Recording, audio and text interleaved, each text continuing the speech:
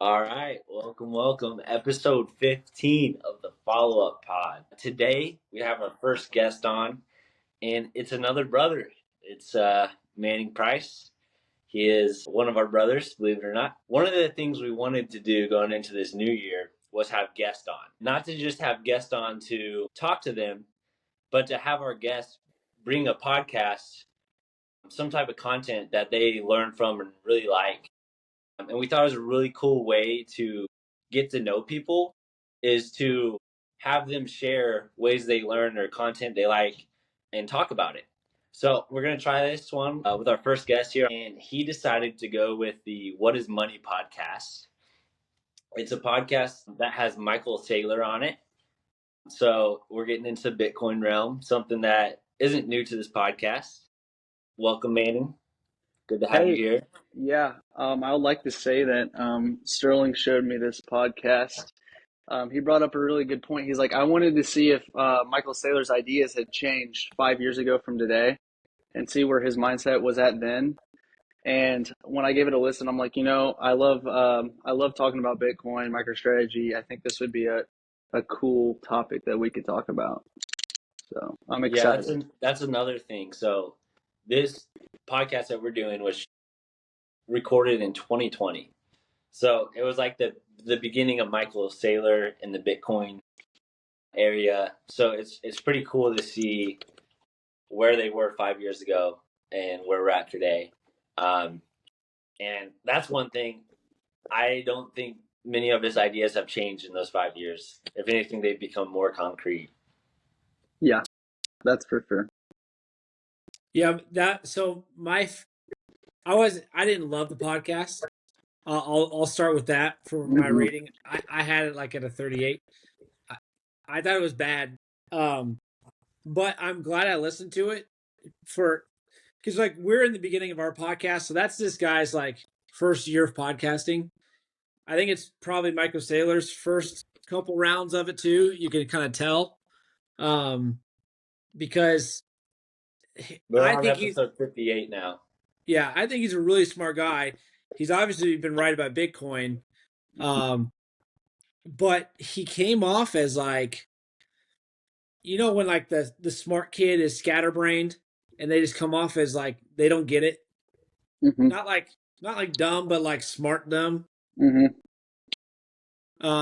That's how he came off to me. And the big thing I got from it was, I want to make sure I'm concise when I talk, so I don't come off like this guy that is just rambling and lose his credibility. I think being concise over being kind of rambling is a huge difference in how you're perceived. Sterling, that builds off of my review of this dialogue too, because my first thought was I didn't like this podcast that much, but I like the conversations that they're having.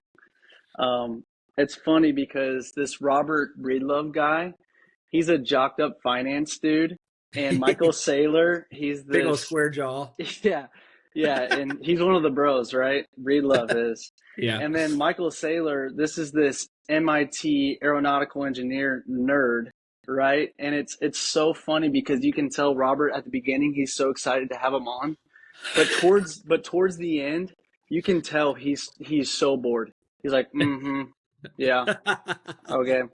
And he's just like this guy is just rambling on these crazy like theories and analogies, and then that led me to think that if Sterling was talking to this guy, Sterling and Michael Saylor would be getting in arguments about like I could There'd see definitely it. be more of a conversation Yeah, because it seemed like Robert was like he couldn't get a word in, and yeah, then two, when he did, he'd immediately shift it to a different story, and there was no back and forth. It was all just like, yeah, here's this platform, go ramble. yep, totally. But so it's an interesting like timeline because it's November of 2020. So they had just had 8 months of the pandemic and saw what that did to the stock market. And 3 months before that, in August, is when MicroStrategy first changed their strategy. They were a normal hedge fund. And he made his first big move in, I think, 08. That's how long MicroStrategies. Yeah, since they made a lot of their money back in 08, in the 2000s, really, and then they were super flat. They weren't this rock star hedge fund. And in August, 3 months before this podcast, is when he pivoted. He didn't pivot fully at this time, but most of it he moved to Bitcoin. And it's in 2020, this was right before a huge run up. So like he nailed this one. Wait, did you say that MicroStrategies was a hedge fund? Yeah, they're a software Yeah, solution. they're a SaaS company. They implement software for businesses. Okay.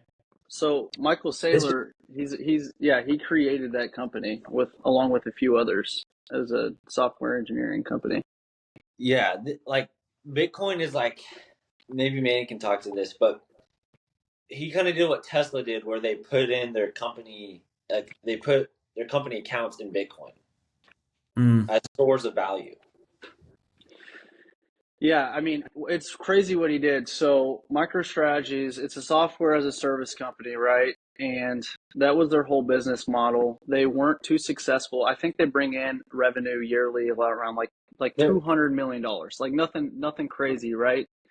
And this is one of the craziest facts about this whole company right here is that Michael Saylor single-handedly convinced his entire company to go all in on Bitcoin. Like, he convinced a SaaS company, to pretty much give up on their software development to go all in on Bitcoin. Like, that just is astonishing to me. Yeah, that's a huge pivot. Well, they still are doing their software. They're still doing their core company stuff. This is just like their accounts for the company that's getting invested in Bitcoin, right? Like, But I mean, that's a drop in the bucket when you look at the value of MicroStrategy right yes, now. Yeah. Like to but call it a SaaS company as it sits today Yeah. is wrong. Yeah. And that was everything about them getting in the NASDAQ 100. They're like, it's only for like technical companies. No financial companies can be in the NASDAQ 100. So when they got included in the NASDAQ 100, everybody was like, they're not like a software company anymore. They're a financial investing company, but technically they're not on paper, even though like 99.99% of their assets are invested into financial means like Bitcoin. But so before we get too far into the MicroStrategies, I want to give my 2 cents on my thought at a high level before we get into it. Yeah. So I'm on the other side. I enjoyed it. So one thing, this podcast isn't for someone who's wanting to learn the technical side of Bitcoin. What is Bitcoin? This series, the first 3 episodes of the What is Money series, is like not even related to Bitcoin.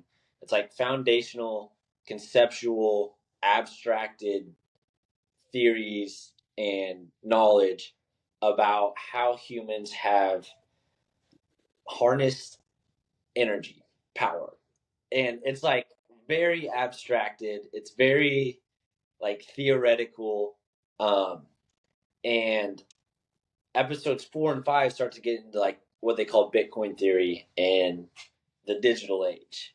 So if you are wanting to listen about like what is Bitcoin, this isn't the podcast for you. If you want to know what role Bitcoin plays in our economy and world and the theoretical idea of why it could succeed, this is for you. And you have to listen through all 5 episodes. I got all the way through 4 and was halfway through 5 because I liked it.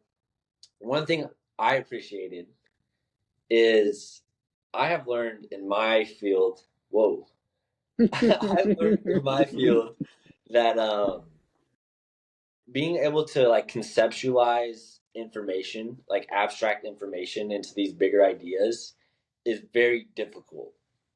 And you're not always going to be.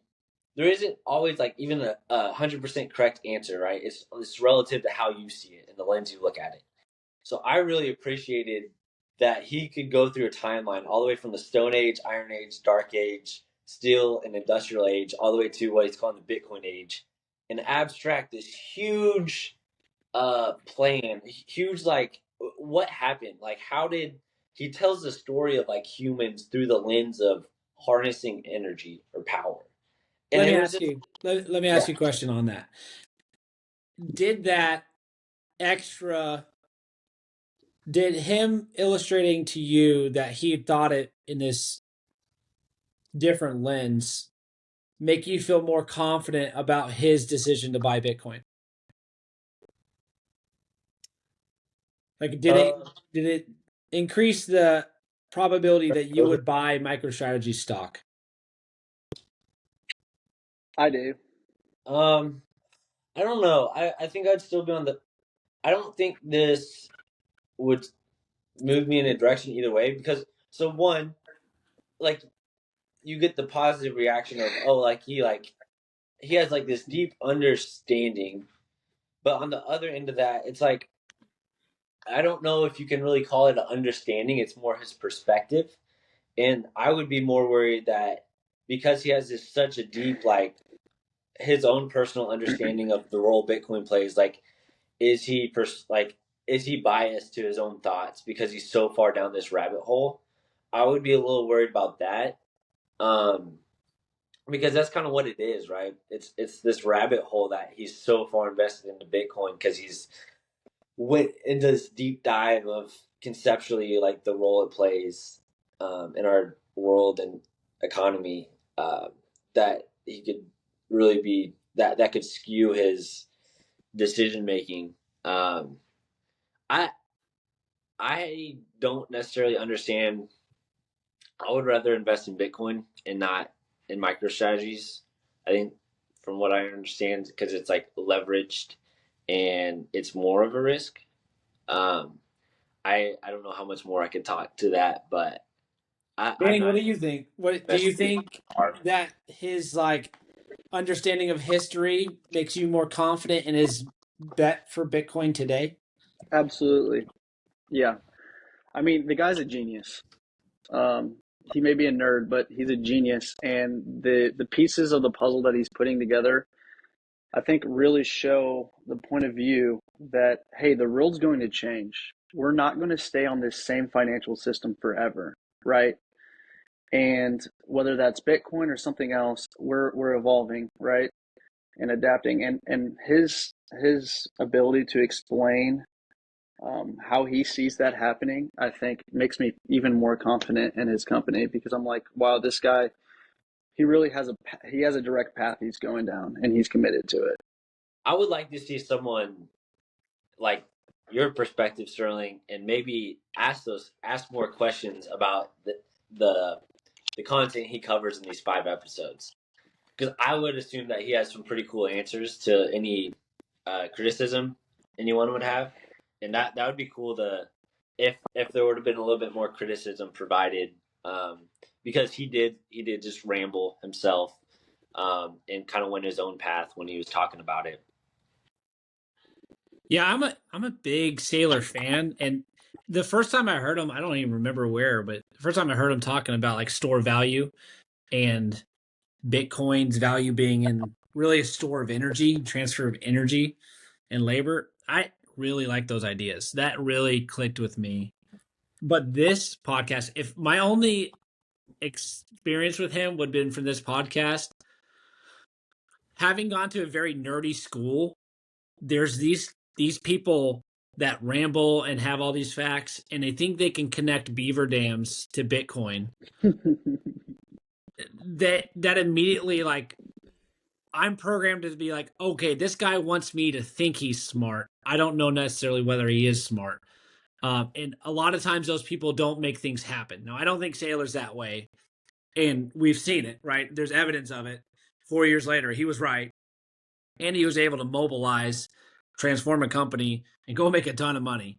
So I'm not saying that perception would have been the correct one, but it would have been what I left this podcast for. I will say too. I mean, the first episode you don't get that connection of the beaver dam to Bitcoin, and that's why like it is this I listened to this as a book. It was like you had the prologue of the book, and the 1 through 3 was the prologue. It Yeah. didn't get into like any of the points that the book was supposed to be about. It was like foundational knowledge to get to the point. Um, so I think if you were to want to listen to this, I would plan on having time to listen to at least through 5. And we should say it's like 11 hours long. That's Yeah. crazy. I listened about 11 hours. Yeah. I think there's a few important things you can take out of that, though, is when he explains that there's no fair fights, for one, and there's always a better, faster, cheaper way of doing things. Those are the two key connections I got to Bitcoin out of this podcast. Do you guys agree? I didn't like the no fair fights thing. I didn't think it applied to Bitcoin. Well, it's not a fair fight in comparison to the US dollar. So like if I go back to that time in 2020, because this is when the conversation really started about Bitcoin, right? Remember you got the lockdowns. This is when I put in, I think we all put in money around 2020, right? Yeah. Mm-hmm. For the first time. Like this is the first time the public said crypto's interesting and everyone was picking their favorite, right? Ethereum, Bitcoin, Solana. Mm-hmm. But I remember so I took a little portion of my savings and put it in there. It was funny. I was conflicted. I believed in it. Saylor was a big reason I believed in it. But at the same time, it was like he said it's not a fair fight. It was the other way. The dollar had the advantage of not fighting fair. The dollar was supported by the government that could blackball this, that could make it illegitimate, that could have the SEC go after it. It was a weird analogy. It didn't quite land for me. Yeah, I mean, with the government controlling it, that's the only thing that gives the US dollar the upper hand. But I mean, how much longer is that going to work with looking who's coming into office and how things are changing? I mean, Agreed. And it's His exciting, point right? was that Bitcoin has the upper hand because it's advantages. So over time, it's going to win because it has more advantages. yeah, I mean, you guys listened to the All In podcast on the New Year's, and you heard Chamath explain that 3% Visa charge on every transaction would go away. Yeah. I mean, that's a huge number. Yeah. It's No, I get it. It's just like, I don't know. He said it like 40 times. And I don't think it was like this slam dunk quote that he thought it was. I don't know. I'm not saying it's wrong. See, this is what I was saying. You and Saylor would be getting into arguments. Yeah, let's have Saylor on. I would love to have Saylor on. Oh yeah, let's get him on here. Could you imagine? That'd be sick. That would One be day. cool. So like I went back and looked. You guys want to guess what the price of Bitcoin was at the time of this episode? Just 4 years ago. It would have been like 30, or it would have been like 27, or 27. It was 11K. Dang. 11.7K. So it's 10x since then, 9x, right? That's crazy. In 10 years. Like he nailed it, man. He nailed it. And I like the quote that he said in here. He said that there are decades when nothing happens and weeks where decades happen. I love that quote. I like that one. That was a good one. I like that one a lot. We can relate to that in our aviation industry, man. Like, yep, that's true. Yeah, so we were talking about a little bit like how his theory is with the fair comment is that the Bitcoin eventually overtake the dollar. And I think it will too. One of the things I want to talk to you guys about is like, what do you think that time period is going to be like? Because I think it will be gradual then sudden, kind of like the quote Manning just said, where the Bitcoin slowly catches up to the dollar, and then all of a sudden people realize, no, Bitcoin is the future, and all this money switches from the dollar to Bitcoin. You can just see like a mad rush and you don't want to be the last one in or the last one out of the dollar. And how crazy that timeline is going to be. Like, we're going to see that soon. Yeah, I think the one variable there is, so he explains that Bitcoin is that store of value, right? And he even said, like, it doesn't necessarily mean that's what everything is going to be transacted in. Like, it's stuff being built off of it. So I think that's interesting how that plays out. But in terms of it all happening at once, I think it's going to be the scenario. I would bet it's Bitcoin too. And to build off of that, Sterling, I think that the way some of these economists have explained is that we're going to start off with stable coins, kind of experiment around with the transactions first before we go fully to Bitcoin adoption. Yeah. So I guess my point isn't when, but when it does happen, right? It could be in 10 years, right? We could ride the stablecoin lanes for a while, but there will eventually come a time when I think a large group of the population will realize roughly at the same time that the popular thing, the most common thing shifts from the dollar to Bitcoin. And that shift is going to be massive. I bet it breaks some things. Yeah. But we'll see it. Like when we talk about decades happening in a matter of That would be moments, obvious. Yeah. that will be a huge moment in our lives. Yeah. I like to compare it to the internet. When the internet first came around, all these traditional companies they didn't want to have their web page. They didn't want to use the internet because they thought it was for the black market and porn. So they're like, we don't want the internet. We don't want to market and use it.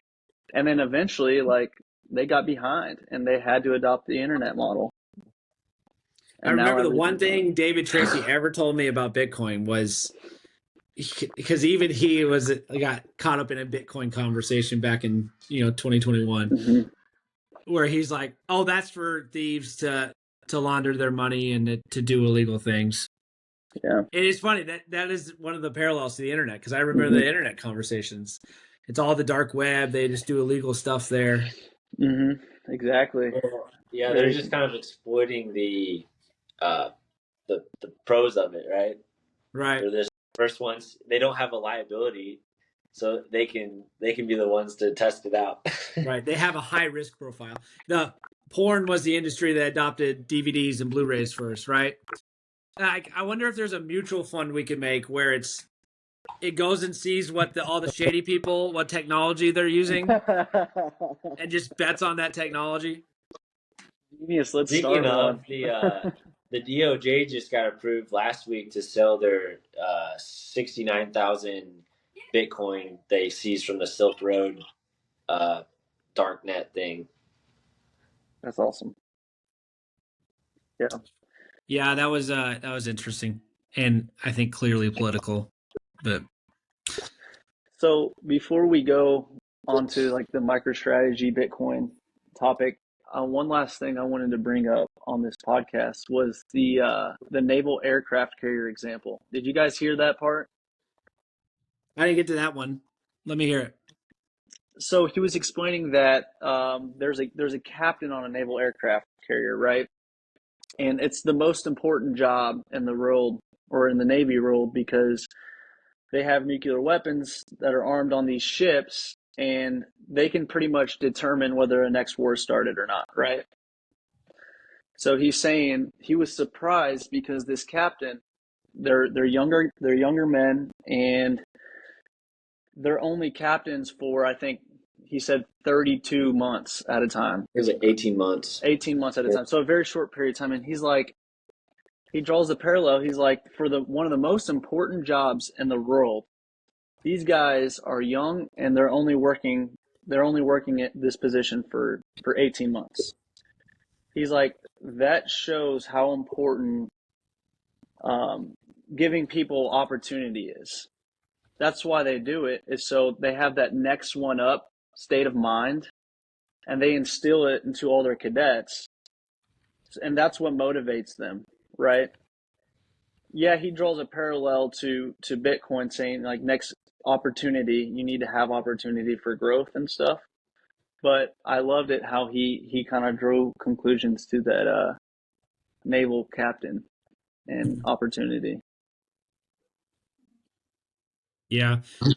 Yeah, I must have Good. missed that at the end of the first episode. I gotta be honest, at the last That was in like the third. 50 minutes, I turned it off and went to the episode 4 where they actually talked about Bitcoin. How far did you get through four? um, about an hour in. So I guess one thing on Manning's thoughts there.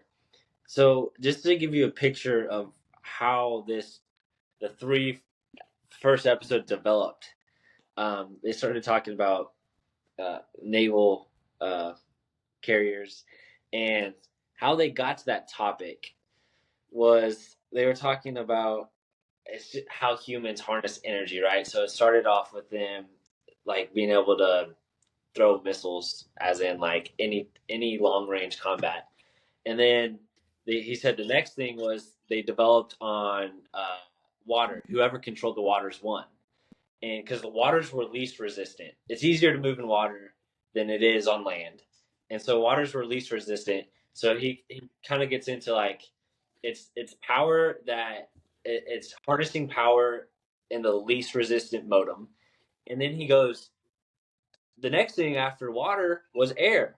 It was these naval carriers that could hold airplanes, and then they were the most dominant forces because they could strike from the air and use gravity, and it's less resistant than water. And then he kind of through some other connections, he got to Bitcoin, and he's like, the internet is the next. It's the more less resistant modem to control, and so he connects all these things that are very hard to connect, and so that's what you get through the first three episodes, is his connection of that. Whether it's right or wrong, it's his point of view. I thought it was really cool to listen to, but I just wanted to kind of give a picture of what to expect in those first three episodes. Yeah, I don't want to paint the picture that like I totally dismiss it. I just thought, man, you're just rambling about fire and water. I like his ideas of resistance, right? And It's the kind of path of like least resistance it's will what you win. would expect out of a late night talk with a bunch of nerds, but it's a little bit more consolidated than what you get in a late night talk. Like he doesn't have resistance of a discussion. That's a pro of no one really questioning him, is because he can get through his thoughts, right? And so you can really observe on your own whether you agree or disagree. But I enjoy stories, and he portrayed that whole timeline as kind of a story of how humans harnessed power and energy. So, yeah. No, I mean I really like the resistance theme. I I don't need all the examples, but the the resistance in I like how he thinks about a store value, right? Store value is very important, and I think it's the key point to Bitcoin. Um, but he takes it one step further, which he's the only one I've heard talk about this. It's not just the store value, but how you utilize that store value, the transfer of that store value. You can take it across the world instantly, safely, securely. All those things are the big ways Bitcoin's better than fiat, right? You don't have the 3% Visa charge. You don't have the um, government limiting what you can do and can't do. So I'm all aboard that conversation. So another thing he mentioned was like store value. Like my first thing that I've always thought about is like, well, if you're not going to invest in Bitcoin, like invest in land. Like it's a good investment. And he explained like, well, you have 6% realtor charges. That sucks. And the property tax each year and the sales tax, like it's ways that you're losing that store value, right? It's percentage decreases, something you Right. wouldn't have in Bitcoin, which Right. yes, that makes sense. And then all these wildfires happened in LA, and you're like, well, yeah, there is even more risk on top of that. There's always And black swan risk. yeah, so I was Yeah. like, it kind of for us listening to this, and I listened to that part of the episode, and then all these fires happened in LA. It's like, ooh, yeah, it would be really nice to be able to store value somewhere that you know is never going to lose its value. You know? So Right, but eventually you have to spend it, right? Right, you want to yeah, store it so you can use it. And that's the thing about housing that I love is it is a great asset that you use, right? You use the yeah. most. You can't breathe Bitcoin. You can't raise your kids in Some Bitcoin. people breathe Bitcoin. But that's where those analogies, break for me. Yeah, Conley, I remember. I want to go back Banks to what likes you what I'm said. saying. He agrees. I want to go back to where you said you would rather invest in Bitcoin than MicroStrategies. There's a reason why people invest in MicroStrategies instead of Bitcoin. And that's because MicroStrategies is an alternative way to gain exposure to Bitcoin, because there's a lot of financial institutions and people in positions with companies that they cannot invest in Bitcoin or Bitcoin ETFs. So MicroStrategies is their direct exposure to Bitcoin products, right? I also like the fact that I get there's benefits to having your own Bitcoin wallet and your access to it, and that gives you all the freedoms that come with cryptocurrencies, right? But that benefit is not worth it to me. I just have, Bitcoin IOUs in PayPal, which I don't completely trust, but it Yeah. was easy and I could put my money in there without having to think about it. Mhm. And that's kind of what MicroStrategies is. It's like a stock that you can just throw your 401k into. Right. And additionally, I mean, if they just approved Bitcoin for trading options on it, like I think about 4 or 5 months ago. Before that, you could options trade Bitcoin, but do it through MicroStrategies. So that's it. That's also what made it really attractive Yeah. too, right? And now I don't know if you guys are aware, but the fair accounting that they passed at the beginning of the year, Mm-hmm. fair value accounting, that's what it's called.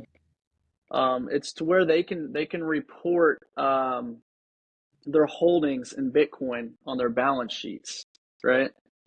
Mm. So previously, the companies could only report their losses. That's just And at its current market value. yes, so now currently looking at MicroStrategies as of January 6th, they have almost $18 billion in unrealized gains that they can put on their balance sheets, whereas they've never been able to do this in the past. Yeah. I mean, this company owns 447 Bitcoin share 447,000 Bitcoin shares at the average price of $62,000 a share. Wow. So on that, we said Bitcoin 10x since this pod or 9x since this podcast. You guys know what MSTR has done since this podcast? Oh, geez.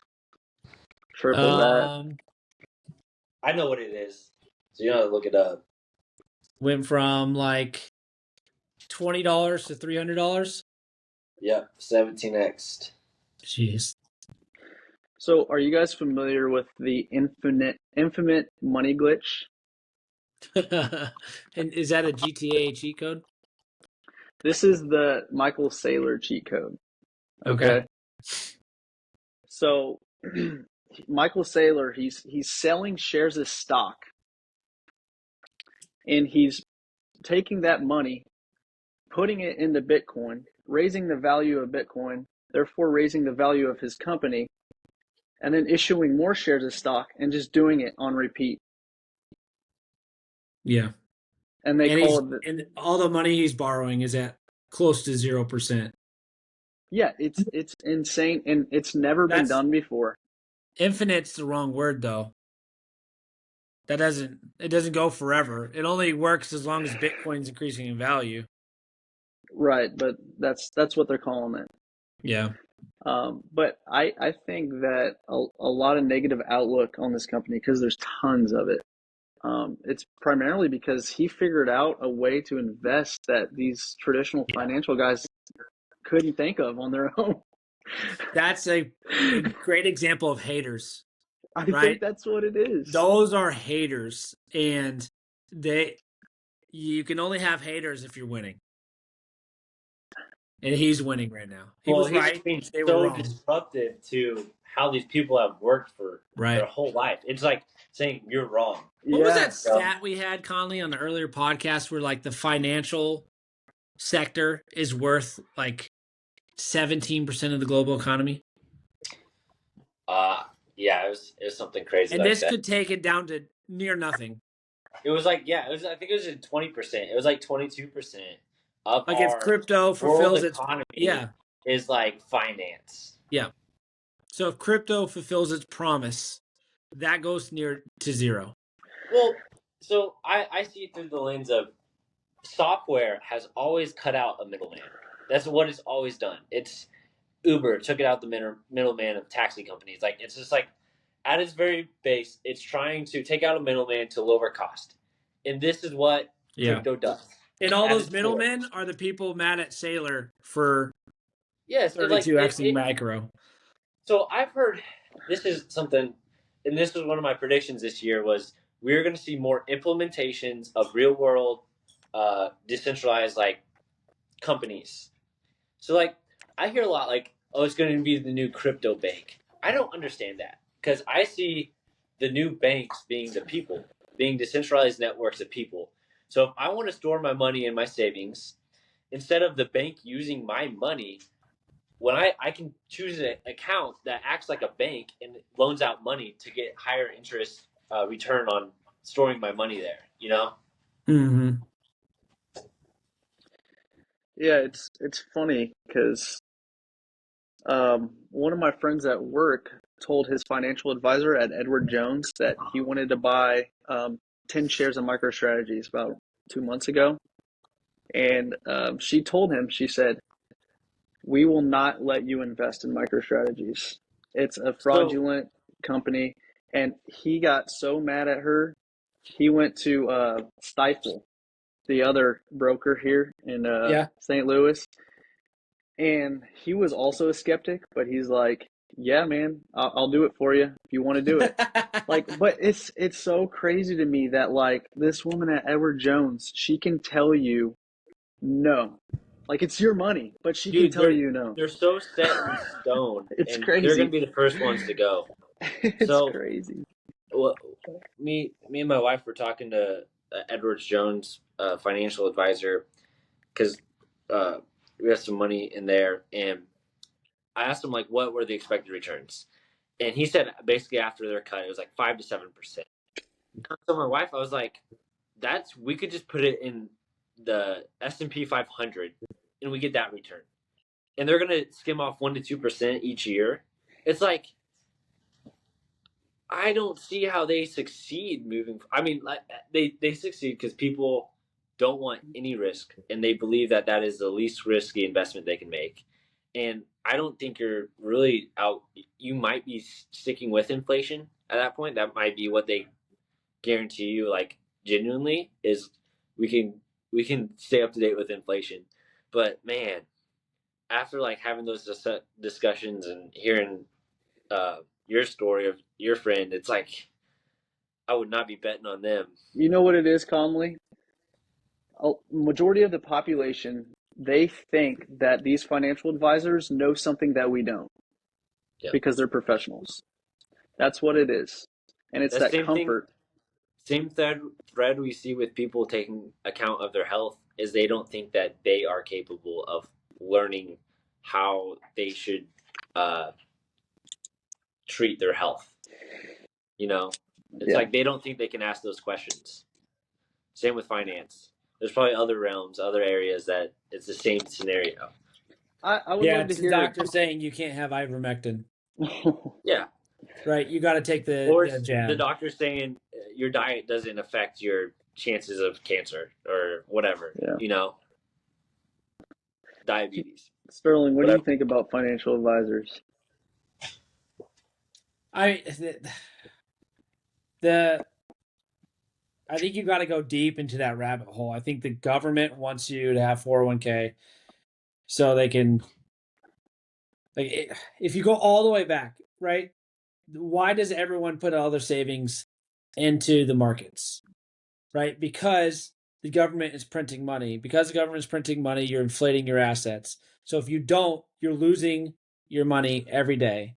So you have to go gamble it on the stock market, right? To which all their buddies that contribute to their campaigns lobby for, right? Because they're the middlemen at Edward Jones taking that 1% for free, right? When a computer algorithm does all their trading. We all know that. It's the same algorithm we have access to too.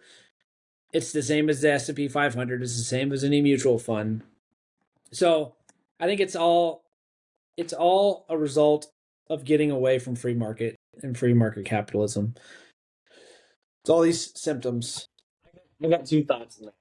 So one, when you asked Sterling how he feels about financial advisor, I would bet it's the same way he feels about health advisors, doctors.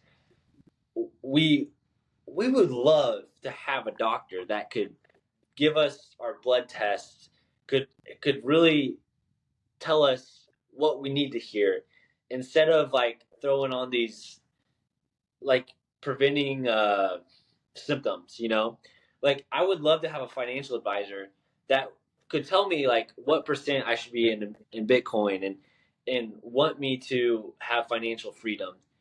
And then the other thing is, I think companies really like 401ks because they guarantee you're working at that company for the next 20 to 30 years.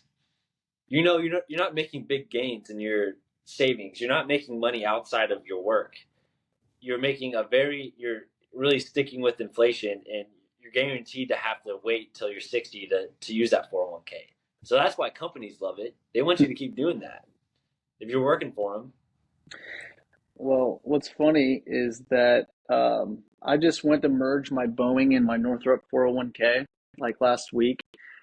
And I was always told I should have done the research on my own, but I was always told that 2 years and you were matched, right?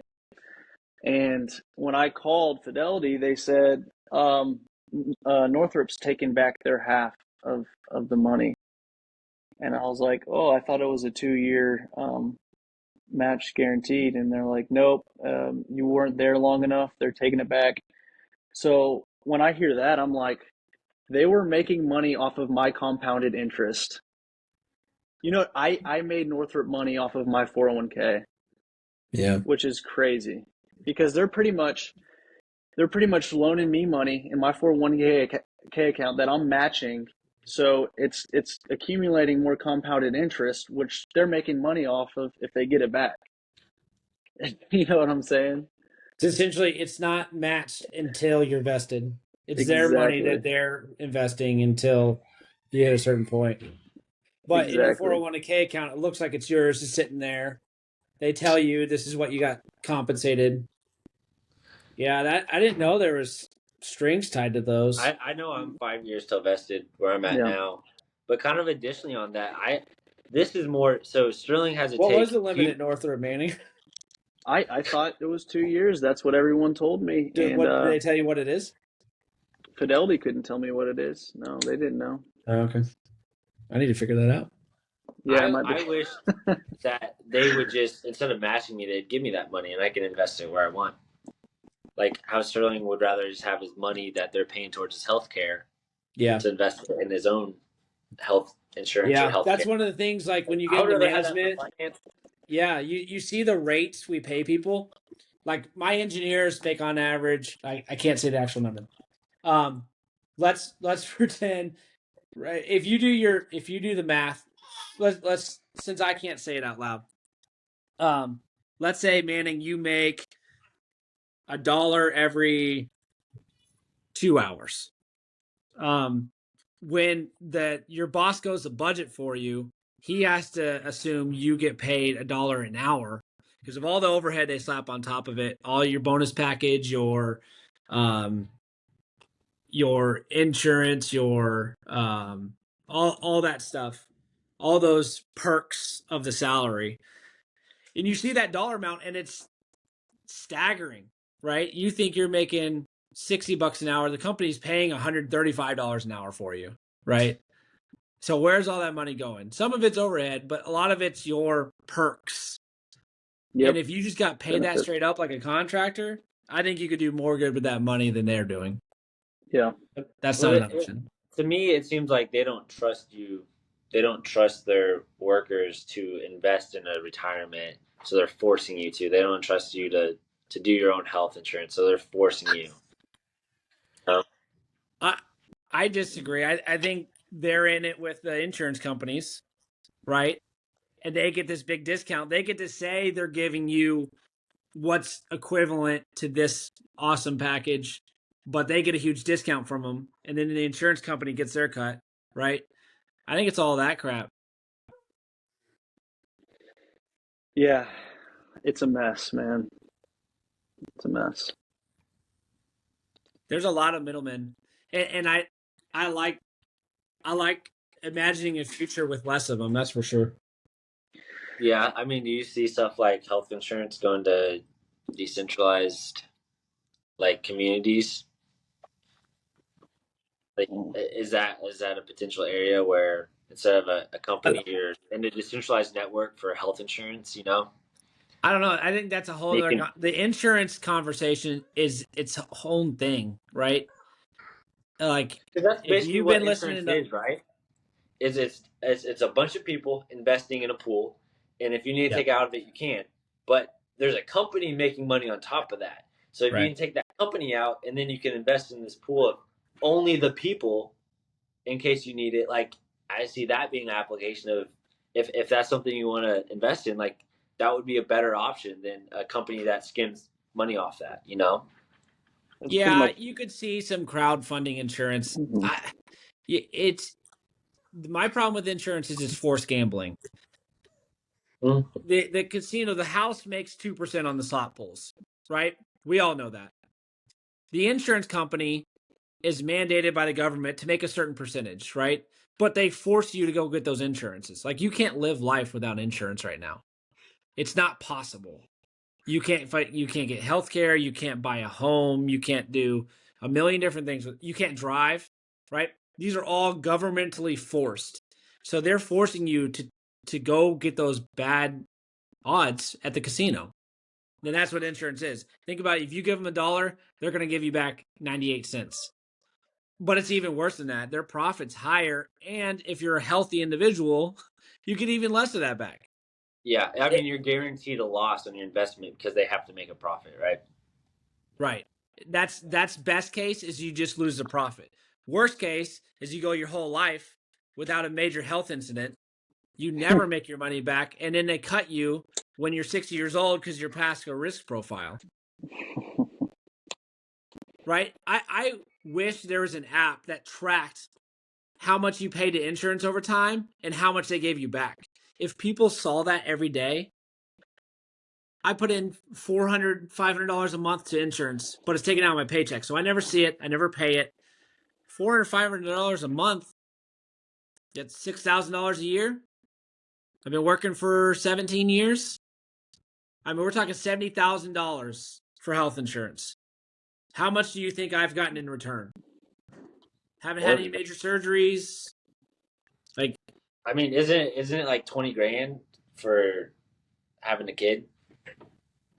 well, that's the price associated with it, but it shouldn't be 20 grand. Yeah, What's Yeah. 20 grand about it? yeah. I think that's more the where you're saying like how it's set up now is you're forced to have insurance because those prices are so artificially high. Right. Because of insurances. PBMs, bring in Brigham Bueller.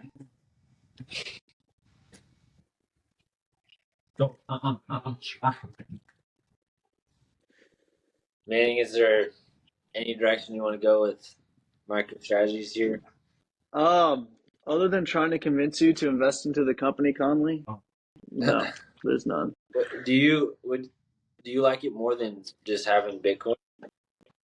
I think that I think you'll probably make more money on MicroStrategies over the next 10 years than Bitcoin. Because it's Will it be because it's more leveraged. nerve wracking? Yes. It's like a roller skate. It's like a roller coaster on ice skates, dude. It's crazy. The volatility will stress you out, but you don't look at it. You get in at a price you want. Don't try to time the market.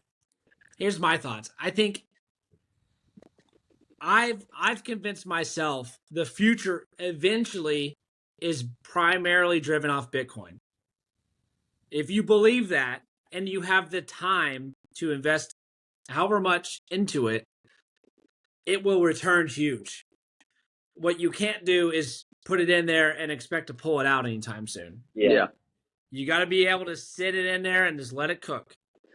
Time in the market over timing the market. Yeah. I think that's the misconception most people have is like, I'm just going to wait to buy it. It's like, no, you just got to say X amount each month and you got to put it in there. That's what I I've do. been thinking about using like one of those apps that like round up the near cents and just having, because what's the money app? Cash App? The Cash App has been advertising on TV. Like you can now roll those cents into Bitcoin. They now have that option. Yeah, I think if I just set X a number of dollars to auto pay into investment, and the thing is once you set that X amount, like you then have to budget around it, right? So you're forcing yourself into budgeting around it rather than creating a budget and then creating your investment portfolio around your budget, because you're never going to find money to invest if you're going to spend your money first. Yeah. Also, one thing that's on my mind is that, with Michael Saylor being the guy that he is, what is he going to do once he accumulates 1 million Bitcoin? Is he going to hold them, or is he going to try to be innovative and develop the market into something else? That's what's on my mind, Conley. What do you think? Which one does he do? He's such an innovative guy, and you hear him talk in these podcasts about evolution and how things change so fast in society, and I can't see him holding these 1 million Bitcoin shares and just letting them sit there, not doing anything with them. What do you think he's going to become like the future bank? And not like in the bank that we think of, but if he has, what does he have, like 3% of all Bitcoin now? It's something crazy. I think it's like 2, but still, yeah, it's a lot of freaking Bitcoin. If the world's value, like if most of the world's value switches over to Bitcoin, he would have 1-2% of the world's store value. Yeah, I think you immediately become a lender at that point, right? Yeah, an investor, a lender, that type of thing. Yeah. Also, if Bitcoin adopts the market cap of gold, which it very easily could one of these days, sooner than not than later, I think the value of Bitcoin would be around like $400,000 a share. Yeah. What do you? Here's interesting. Any thoughts on Satoshi's wallet? I think it was Lynn Sassman, and I think he's dead. Wow, that'd be good. I haven't ever been curious enough to dig into it. I would just be worried about how much he has. That's my biggest worry.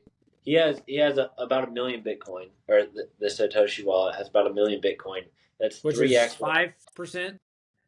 It'd be 9% or 6% because that's 3x what MicroStrategies has right now. So if MicroStrategies has 2%, that would be 6%.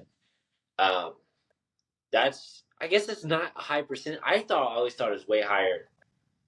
But the critical percentage is 51, because 51 you can change the code. Yeah. So it's imperative. Like there is risk to Bitcoin too. That's one of them. Is the consolidation of Bitcoin. Here's a question for you. I'm looking at the top 10% holders of Bitcoin. Where do you think the U.S. government ranks in the top 10? If they're in the top 10? Around 5, top 5 maybe. I'd say they're in the top 20. They are number 7 with 213,000 Bitcoin. Just from stuff they've confiscated, right? Yeah. Well, 70,000 of that is compensated from the Silk Road seizure, yeah. Which is I wouldn't have guessed they're that high. What do you think Chinese government is? They're right behind them. They're 7. U.S. government was 7. They're 8. What do you think, Manning? I'm gonna go with 20. They are 11 with 190,000. Not really that far behind. Let's hear the list. Rattle them off. Yeah. Any guesses on number 1? Satoshi. Nope. It is Coinbase with 2.2 million Bitcoin, worth $202 billion. 10%. I'm raising my hand. 10%? I'm raising my hand. Wow. But those aren't their shares of Bitcoin. Those are their customer shares of they're Bitcoin. in Coinbase wallets. They're in Coinbase Coinbase wallets. owns them. So The customers. Go ahead. Coinbase sells shares to Fidelity. They sell shares to other big brokers as well. So I think Fidelity is they on have this the list. coins. They have the password to the coins.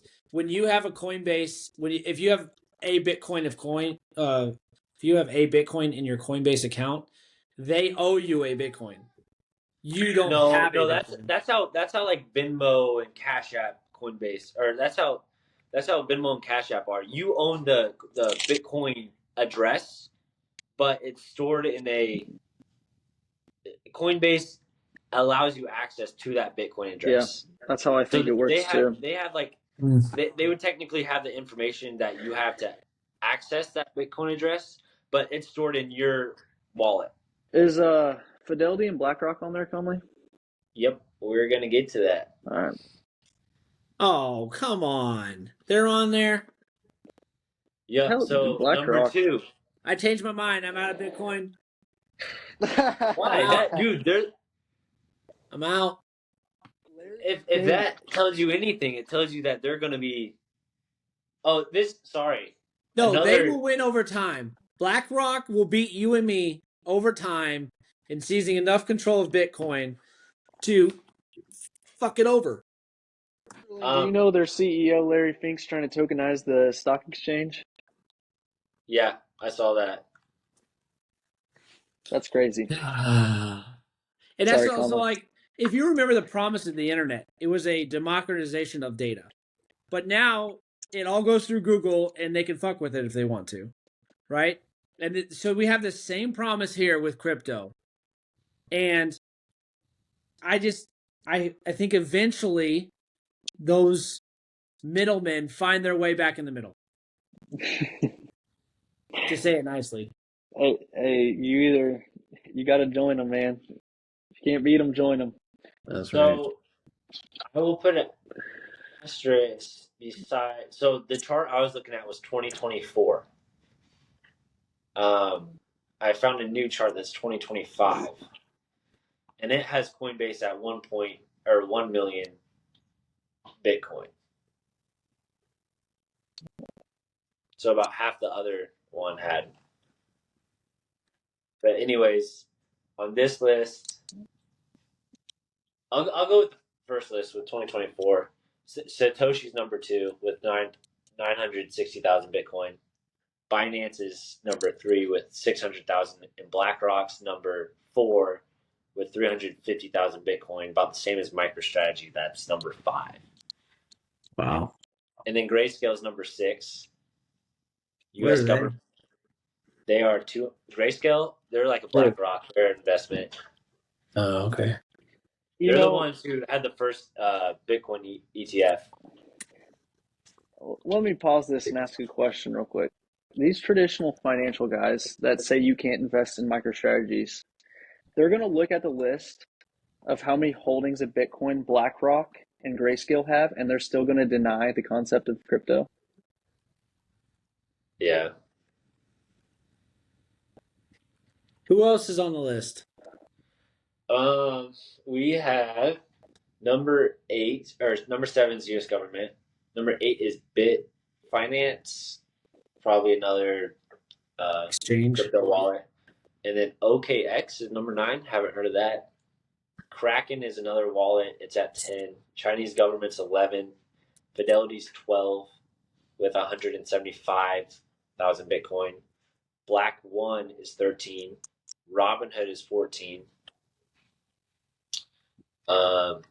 Ubit. So like So Yeah. I'm curious if you add up the BlackRock, the Grayscale, the Vanguard, the U.S. government, because we all know those are the same thing, and their ownerships of Coinbase, OKX, Kraken. What were the other ones?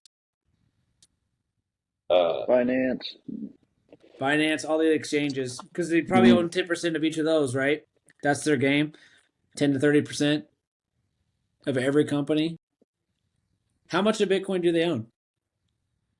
I don't think you get above 10%. Maybe you do. Maybe you get to 20%. Says something. Scary. Yeah. So That's after why you hearing gotta all this, invest. Take the percentage down. Well, I mean, even like the dollar, I hate the dollar. I hate that the government messes with the dollar. But at least the dollar is ultimately controlled by a democracy that my opinion matters on a little bit. So But if the store value goes completely private and it's not democratized across the blockchain and all the ownership, which is the promise, but instead consolidated under a private company, that's worse. so I guess my question is, if say it does end up like the U.S. government or whatever has like 30%, they have to spend it though. It's not like they can print money. So at some point they have to go down in the percentage of Bitcoin they hold, right? Because they have to spend it and it has to go back into the market.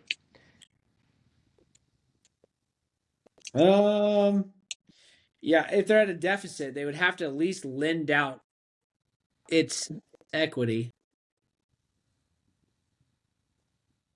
But Because I think that's the there's always difference, the right? Fed to allow them to borrow money. Yeah.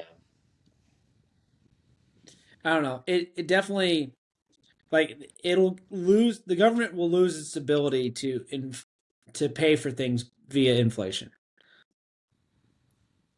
But I would rather the government be stealing 5% from me every year than BlackRock owning store value.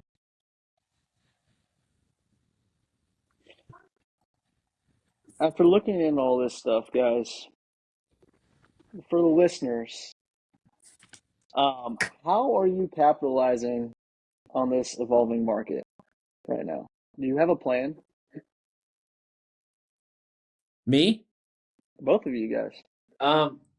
I think to Sterling's point there, even if you are worried about BlackRock and the government controlling Bitcoin, you still want to bet on the winning horse, whether it's for good or for bad, right?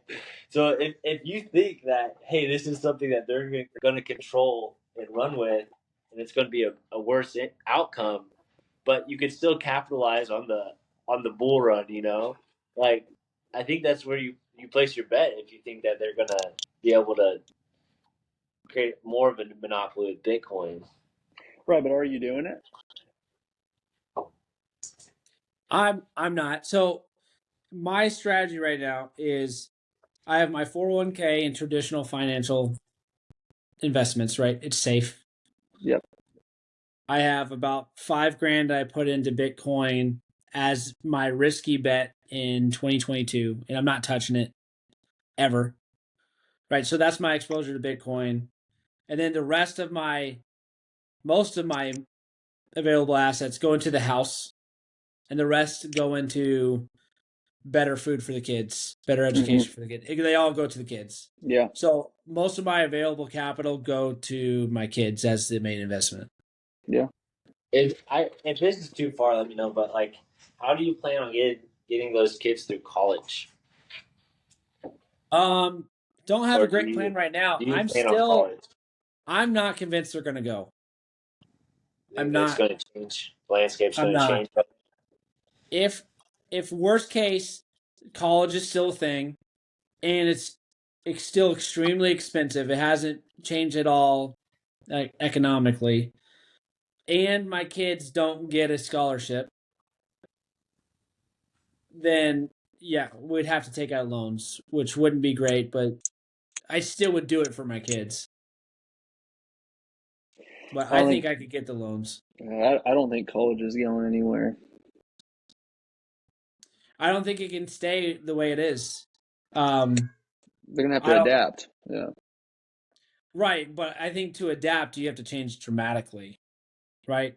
Eventually, the government won't be able to foot the bill anymore to sponsor all these people at low risk, and even if they do, people are getting wiser, not taking out $100,000 to go get a liberal arts degree.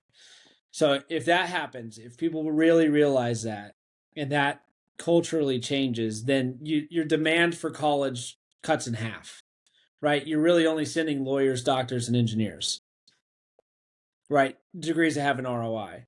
If you do that, colleges have to cut their prices 80% because they would be begging to get students as opposed to denying them.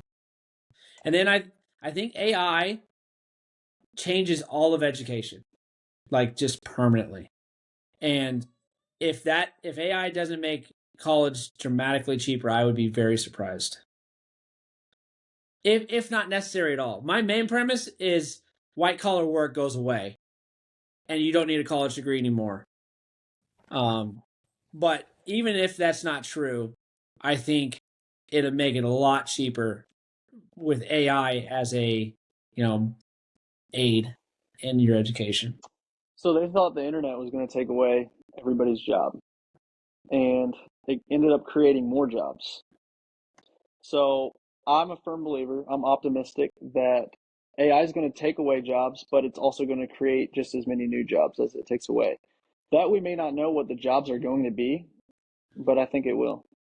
I don't like that argument. The Industrial Revolution, the argument is the Industrial Revolution replaced all these jobs, but more popped up because that were white collar, right?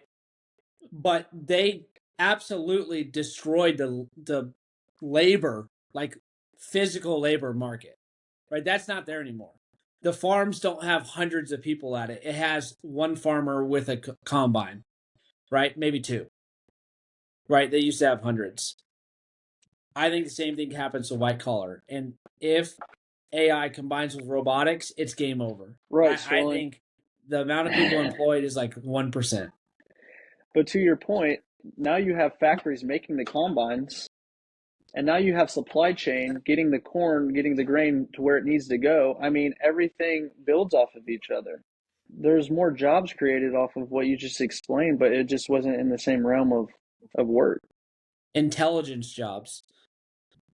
In order for me to change my opinion on this, you'd have to convince me that there's another form of job outside of labor and intelligence.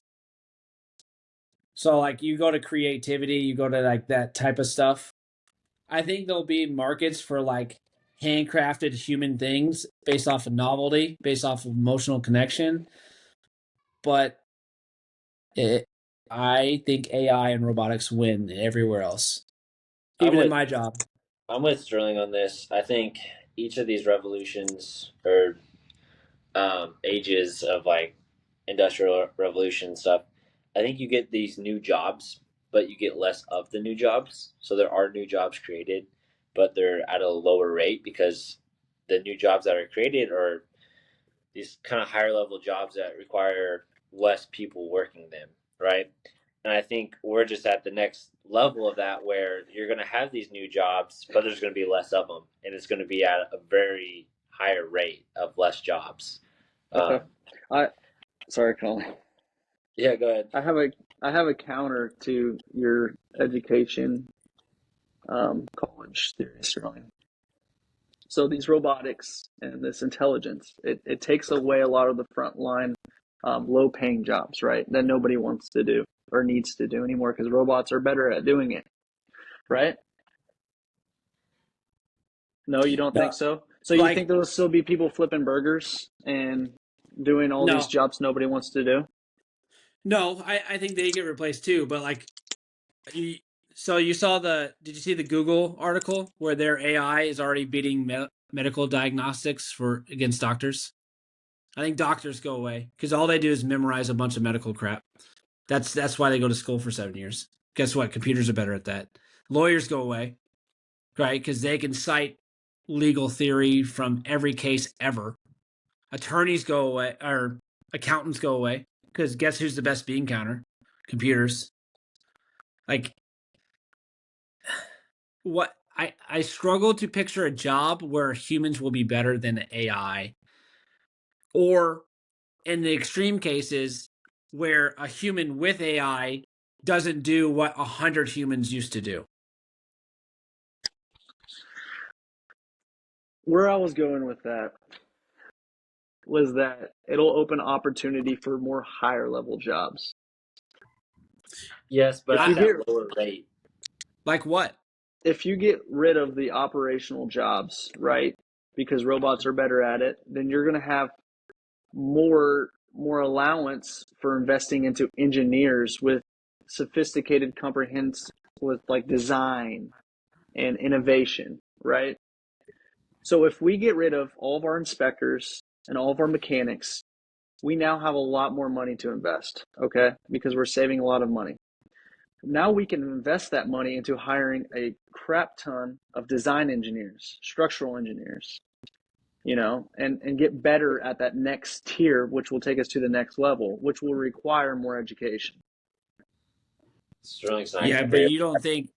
you don't think engineers get replaced by AI?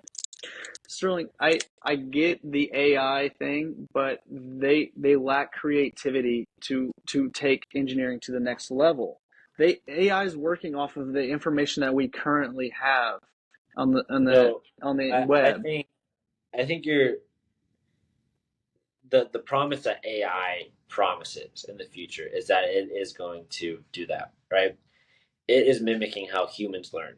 If you think about it at a human level, we have some bit of creativity, but all of our creativity is inspired by knowledge that of this world and creativity that other humans have like created, information, understandings other people have used their creativity to understand and create for themselves. But we learn from that. So what AI promises is it's going to like basically replicate what we do, and at some point, it's going to be able to be creative. That's the promise of AI. I Can I I show you don't think. something? Yeah, sure. I saw this the other week. I love it, Mm-hmm. but it also scares me. This is an AI designed rocket engine. So that's 3D printed. So what used to take an entire team of multidisciplinary engineers is now an AI designed and robot built rocket engine. Can you play the video? Uh, the videos are a little old. This was Let's like just the click the the one video. they showed Click that last video. week. I wish it would go bigger. It goes to the freaking. Yeah. I don't know how I've to seen the zoom. stuff, a lot of the structural design generated by AI, and there's a lot of very unique shapes that you wouldn't expect. But that is probably basing off of current engineers' research and work that they've posted on the internet, right? Um,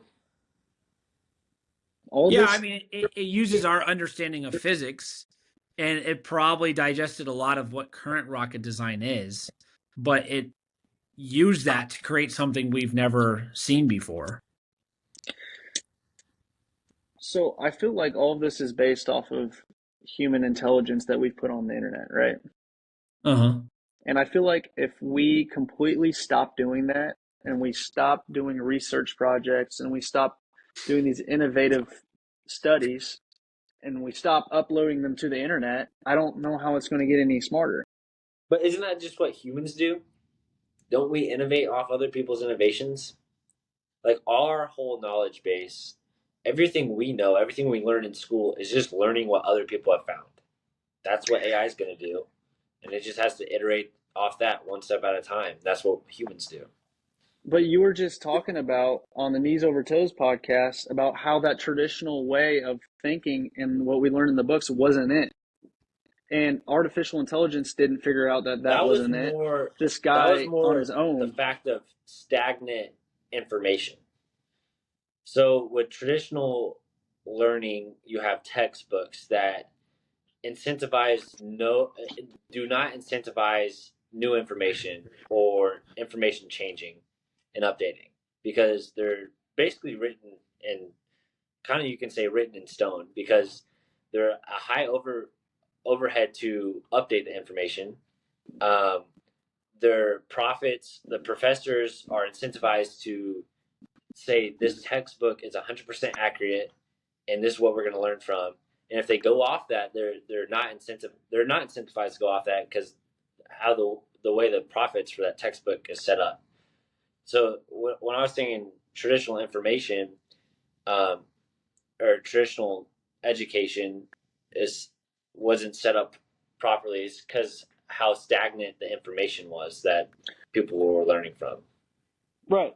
But that's what our AI's got to learn, right? It's got this information that we've decided, hey, this is what's right, and this is what we're posting on all these, fancy websites.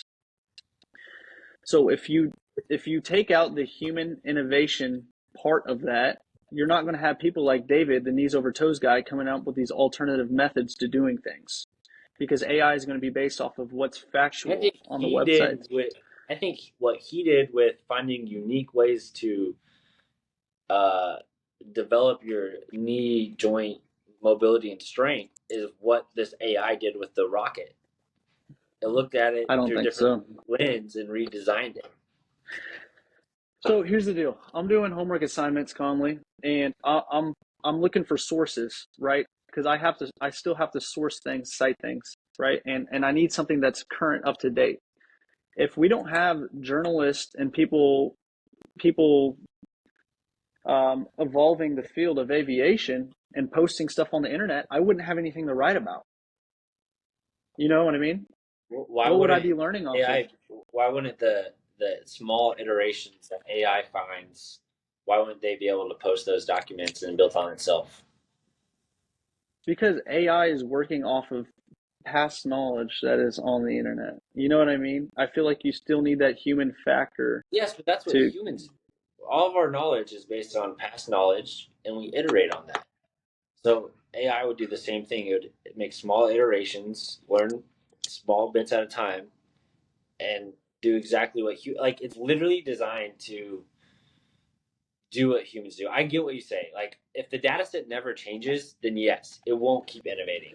But I think what AI promises, and it's scary, is that it will be able to create, therefore iterate on itself and iterate its own knowledge. And that's what all the worry is about AI. Is because that's when it becomes that perpetual knowledge machine, when it iterates Yeah. its own data. The AI we know today, I think, is limited by that frame of mind, Manning. I don't think it will stay that way forever. I That's agree. part of the theory, right? The AI has I to don't think learn we're how to there. extrapolate. Yeah, we're not there, but Yeah, I'm saying what it promises, what all the yeah, AI people say it's going towards, is that being able to iterate on itself, create new data, create new information that is right. accurate. So I'm going up against two engineers on this argument. I love it. And I want to see who's right in 10 years. So do you think that's a good time frame to test this theory? 10 years? Yeah. I mean, that's when Max goes to college. Okay, so 10 years. 10 years, I'm saying there will still be doctors and lawyers, Mm-hmm. okay, and I think you're engineers. right. I think in 10 years, college is dramatically different. And by that, just to clarify, I mean, it either I think it's much cheaper, right? On a percentage basis, right? I don't want to say it's cheaper with inflation that we have in front of us, but on a relative basis, it's going to be much cheaper. And it's just not going to look like it is today. Maybe there's like 5 schools that win. Maybe there's 5 schools that people still go to.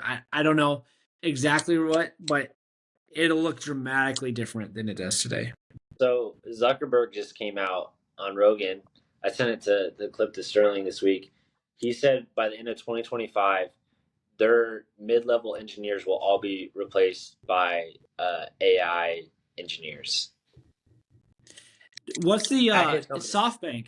SoftBank announced they will not be hiring anyone next year. That's their strategy. And this They're is not like going to hire anybody. what I like to tell people is this is like the very first mobile phone that was the size of it was huge, right? It was As a horrible. backpack, And now we're at a iPhone. suitcase. Yeah. So you go from suitcase phone to iPhones. We're at the suitcase phone right now. And that's how I try to put it into perspective. I can't tell you how it's all going to develop out. I just know there's a lot of change, and we're just at the beginning of it. I would want to say there's a case where the revolution produces new jobs that I've never thought of before. Mm-hmm. I just think I this think that one's will different. happen, but I think it's that lower rate, right? Like you're going to go from 20 jobs down to one job out of that. I would love to come back on and talk about the gig economy. That's kind of where we're going with this. That's interesting. Find a podcast. Come on back. Yeah, man, I we haven't came heard people far. talk about the gig economy for like 5 years. That's what this is, right? This is evolving to the gig economy. Yeah. Maybe. I think there's a lot of things that happen in this future. Like if that pans out, right? Like I think there is that whole market of human created content. I think you find that human created jobs. Like there's going to be like I would like to think that it kind of creates smaller communities that are more like just like human oriented small communities like towns and stuff like that. I think those become popular. Um, it's really hard to predict, but it's fun to talk about. Manning, here's what I would say to you is like pick 10 professions and then imagine in 10 years if robotics pans out, if AI pans out, that robot AI couldn't do it better than you or me or any average person. I guess I just have more faith in humanity, not letting ourselves down to that extent. But I understand that it's finding cheaper, faster ways of doing things is how we evolve. It's just the common thread of Humanity innovation. has to figure it out. You can't fight innovation. Right, as Saylor explained in this podcast. And you don't want to, because like if that is reality, and if I'm right about college, that means our kids don't have to go to college because they don't have to work. Right? There's abundance, and that's an optimistic version of the future. Now we have to go figure out what that means for society and culture and meaning and purpose but well, they don't have to work because they won't have jobs because there won't be jobs. That's what you're saying. Yeah. But I kind of look at it like this, like you think that's why optimistic? Why do we go to gyms? Because why are gyms a new invention? Why didn't the guy 200 years ago go to a gym? They didn't have the capacity to develop gyms for $10 a month like we do now. They didn't need them. Why didn't the guy in Rome go to a gym? Because they didn't have the technology to build them. They were in the fields. They were performing the actual labor. And then so we had this industrial revolution where now labor is no longer needed. And how do humans adapt? We make ourselves go, we pay to go perform labor to keep our bodies where they need to be. Right? I think it'll be the same thing for the mental side of the human experience. AI will replace it. And now there's going to be these gyms that you go and challenge your mind. Maybe you go pay to go do homework, which is wild, right? But I think that's how big a change AI is going to bring. It's going to have a society we don't recognize. I mean, you know what's... I like that. And people probably can look at this conversation like these guys are they're talking about this silly stuff that's never going to apply. And like, they could relate it to like, they're talking about the world Wall-E lives in. But like, that world was created for the movie because of these ideas of like, hey, if all this stuff like actually ends up happening, this is the world we're going to be in.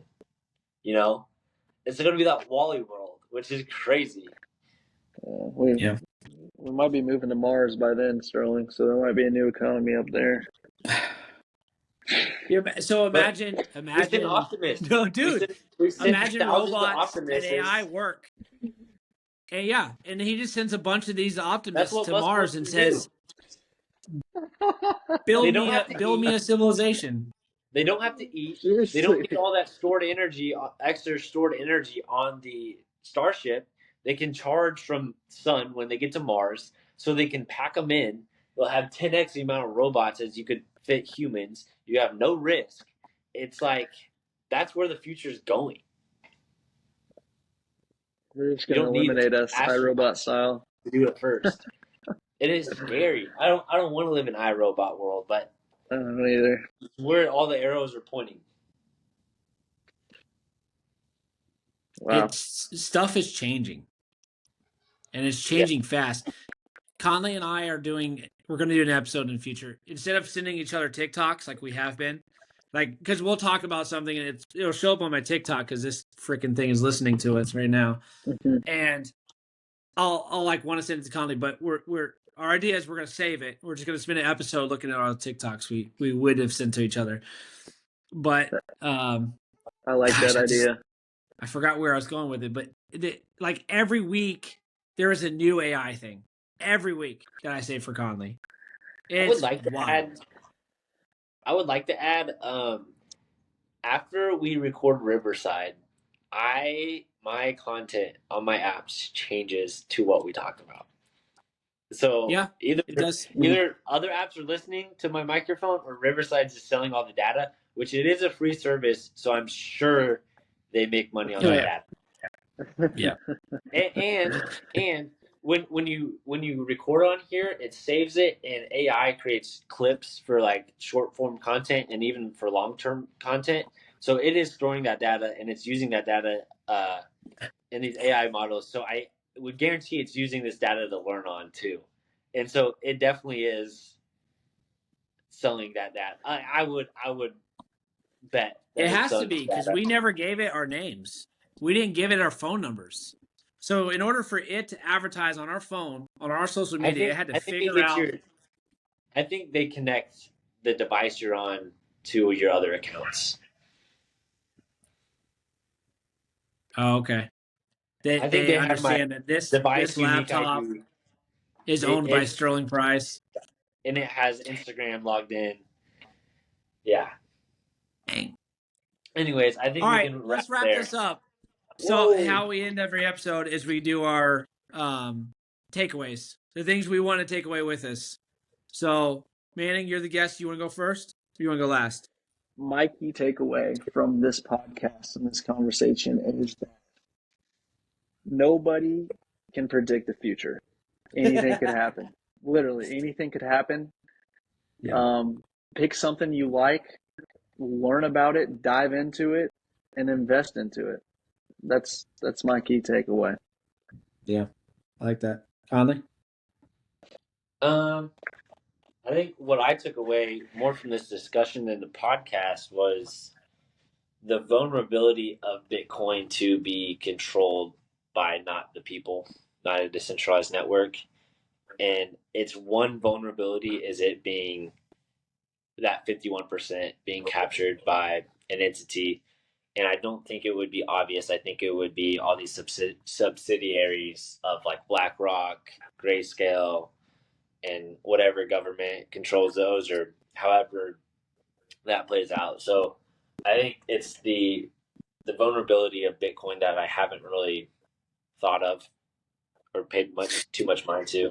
Can you imagine like in the future where like US owns 10% and China owns 8 and these companies own the rest and they like make deals with each other like hey, if we partner, we get to 51% and we can take the Bitcoin from everyone else or we can Monopoly. print another 20 million or Well, this or that. and that happens from the abundance of credit that everyone uses. It's that when you go to pay with your iPhone and it says, "Do you want to make payments on your McDonald's hamburger?"